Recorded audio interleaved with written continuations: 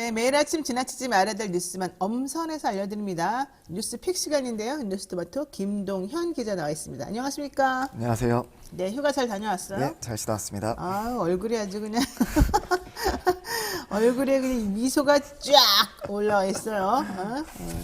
어디 갔다 온 거예요, 휴가 때? 어디 뭐 특별히 다녀오진 않았고요. 네, 그냥 잘 쉬다가 푹 쉬다 왔습니다. 그래요? 예. 젊은 청춘인데 돌아다니는 거 싫어하나? 자, 우리는 코로나 때문에 너무 오랫동안 집에 갇혀 있었더니 좀 돌아다니고 싶긴 하더라고요. 시간 되시는 분들 엄마 아빠 손 이렇게 잡으시고 애들 손 잡으시고 좀 한번 움직여 보세요. 또 다녀오면 또 그 나름대로 맛이 있더라고요. 자, 첫 번째 이슈 보겠습니다. 인수위, 대통령직 인수위원회, 20대 대통령직 인수위원회죠. 해단식을 오늘 하는군요. 야, 말도 많고 탈도 많고 한 일이 도대체 뭐냐, 니네는 시끄럽게만 하지 않느냐 이랬더니 그 인수위인데 어떻게 됩니까?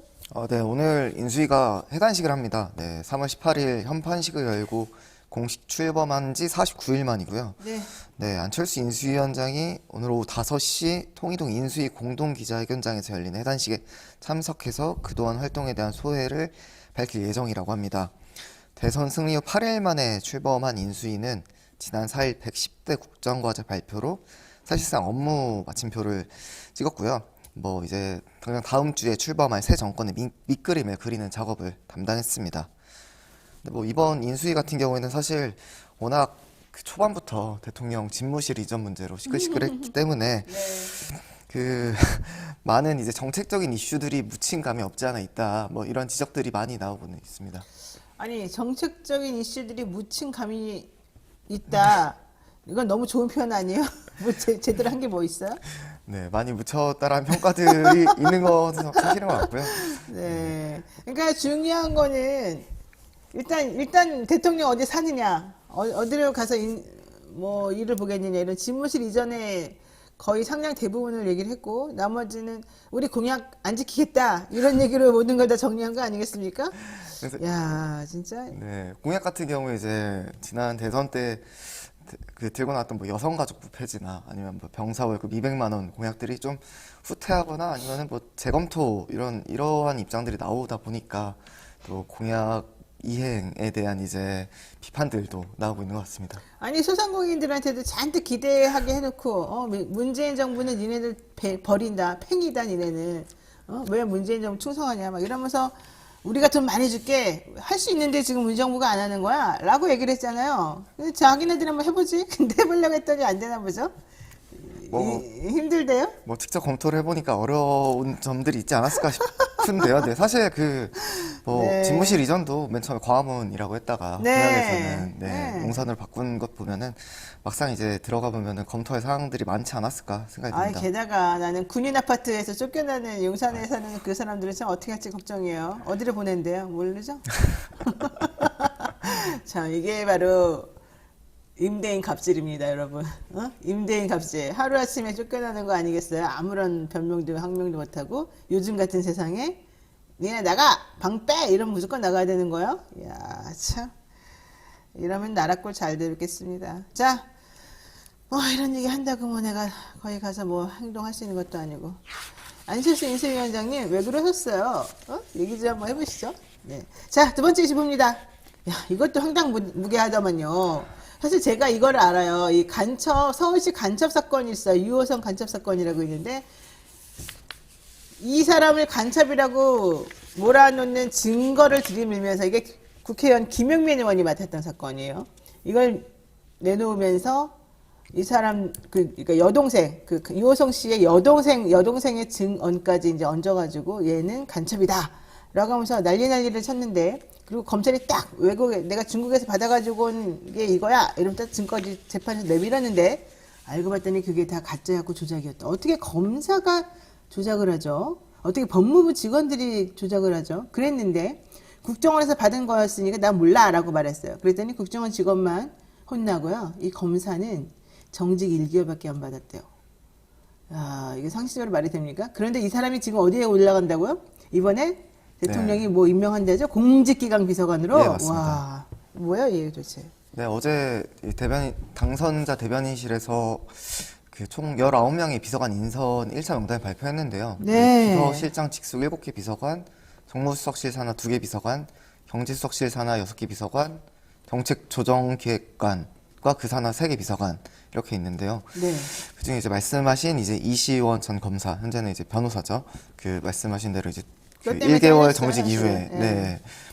근데 이제 그 이시원 변호사가 대통령실 내부 기강을 단속하는 자리인 공직기강 비서관에 이제 네. 내정이 됐다는 소식입니다. 이게 가능하냐고요. 아니 공직을 흐트러뜨리고 사실은 형사적으로 조치를 받아야 되는 처벌을 받았어야 되는 검사가 자기는 몰랐다 그러면서 자기 혼자만 샥 빠져나가더니만 변호사로 돈 잘 먹고 잘 살고 돈 많이 벌고 결과적으로는 이번 정권에서는 공직기강 비서관에 간다고요. 공직기강이라는 게 도대체 정확히 뭡니까? 그 청와대나 국가일을 하려고 하는 사람들에 대한 이런 조사 같은 거 해봐가지고 얘는 정말 공직기강을 흐트러뜨리는 사람이냐 아니냐 이런 거 보는 사람이거든요. 근데 그런 거를 이 준범법자가 그런 걸 한다고요?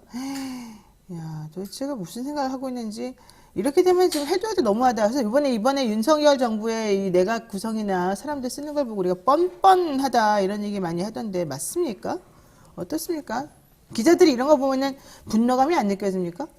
뭐 이제 각자의 생각은 좀 다를 수 있겠지만은 뭐 여러 이제 국민들 시각에 맞춰서 나가야 되는데 민주당이 어제 입장을 낸 것으로는 이제 네. 국정원의 조작을 묵인하고 동조했던 사람을 통해 공직기강을 바로 세우겠다니 황당하다 이런 이제 비판이 나왔습니다. 그렇죠. 아유, 세상 이래 말이 됩니까? 아, 제니님, 와, 윤석열 당선인이 하는 행동마다 공정과 정치는 어디에 가는지 모르겠습니다. 예니 H님, 공직이 우르르 무너지는 소리가 들리네요. 네, 쿠키랜드, 완전 인사가 젤런스키네. 네, 국민 너브리님, 국민 눈치는 안 보네요. 섬소년이 우리 집도 비우라고 하기가 겁납니다. 참내원. 혹시 윤 당선인하고 또 몇 년지기 아닐까요? 뭐 이런 얘기까지 하신 분들이 있습니다. 좋습니다. 아유, 시간 다 가버렸네. 하나만 더 해볼까요? 간단하게. 예. 하나만 더 해볼까요? 네네 앞서 말씀하신 것처럼 이제 문 대통령이 이번 주 마지막 주말을 이제 보내게 됩니다. 그렇죠. 그래서 예. 이제 오늘 전현직 비서관급 참모진들과 이제 정을 나누 이제 마지막 인사를 한다고 하고요. 네. 네. 이제 현재까지 알려진 거로는 이제 탁현민 청와대 예전비서관이 라디오 방송에서 밝혔는데요. 네. 9일 오후 6시 문 대통령이 관저에서 김정숙 여사를 모시고 청와대 떠난다? 정문을 열고 걸어서 나올 예정이다. 네. 그래서 청와대 정문 오른쪽 편 분수대에 퇴근길 마중에 올 것 같아서 이제 문 네. 대통령이 인사도 하고 짧게 소회를 밝힐 예정이다. 이렇게 전했습니다. 그래서 12시에 취임식을 참석한 뒤에 12시에 서울역에서 KTX를 타고 오후 2시 30분에 울산 통도사역에 도착하겠습니다. 뭐 이런 얘기도 나와 있습니다. 그러니까 서울 모처에서 호텔에서 아마 하룻밤 주무시나 봐요. 10일 오전 10시 윤석열 대통령 당선인이 취임식에 참석한다는 건데 사실 일반적으로 예전에는 그러지 않았어요. 그러니까 취임식이 10일이면 한 10일에서 20일 정도 시간적 여유를 두고 전직 대통령이 그 안에서 짐을 꾸리는 시간을 좀 줬어요. 근데 이번에는 사실 그런 배려가 전혀 없어서 마치 쫓겨나는 듯한 모습을 지금 연출하고 있다는 게 좀 섭섭하고요. 문재인 정부에서 했던 모든 성과를 다 부정하는 건 너무 섭섭하다. 일부 언론도 좀 편파적이었지 않냐라고 문재인 대통령이 그 점잖은 문재인 대통령이 한마디 했죠. 오죽했으면 그런 말 했을까 생각이 들기도 하고 그랬더니 또 언론에서 끝까지 언론탄만 하는 문재인 이렇게 또 헤드라인 나와가지고 뉴스 하는 걸 봤는데 여러 가지로 좀 찜찜하고 어쨌든 개혁이 완전히 성공하지 못했기 때문에 이런 일이 벌어진 거 아닌가 생각이 듭니다. 네, 오늘 여기까지 정리해야 될 것 같아요. 수고 많으셨습니다. 네, 감사합니다. 네. 네, 노영희의 뉴스인사이다. 여러분 함께하고 계십니다. 잠시 기다리시면 원래는 현근택 변호사 제주도에 출마하는 것 때문에 사실 인터뷰를 하려고 그랬었는데요. 민주당이 갑자기 또 전략공천을 그냥 세게 해버렸죠. 그래서 현근택 변호사 지금 인터뷰할 수 있는 상황이 전혀 아닙니다. 저희가 급히 우리들이 안 그래도 모시고 싶었던 분을 대신해서 오늘 중요한 분으로 모셨습니다. 잠시 기다리시면 대담한 대담으로 돌아오겠습니다.